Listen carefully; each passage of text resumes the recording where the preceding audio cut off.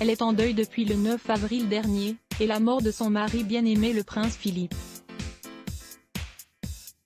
La semaine dernière, Élisabeth II, qu'il surnommait affectueusement Lilibet dans l'intimité, a rendu hommage à celui qui a partagé sa vie pendant 73 ans, au château de Windsor, qui fut sa dernière demeure pendant le confinement.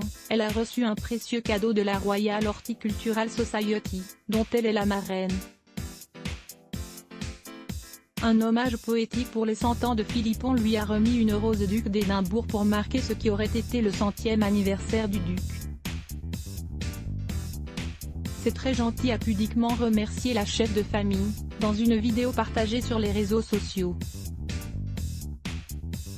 Sous un soleil de circonstance, elle a accompagné ses invités dans les jardins de la terrasse et du château, pour qu'ils plantent la précieuse rose, un emplacement qui n'a pas été choisi au hasard, puisque c'est là que, de son vivant, le prince Philippe a joué un rôle majeur dans la conception du jardin, comme le rapporte un communiqué. Et d'ajouter, il a à la fois restructuré les parterres de fleurs et commandé une fontaine de lotus en bronze, qui se trouve actuellement au centre du jardin.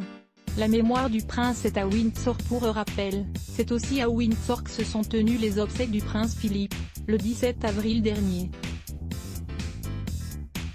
Souvenez-vous, ce jour-là, sans Meghan Markle, le prince Harry avait marché dans le cortège derrière le cercueil de son grand-père, jusqu'à la chapelle Saint-Georges. Le défunt, qui ne voulait pas d'une cérémonie royale, a eu droit à une cérémonie militaire.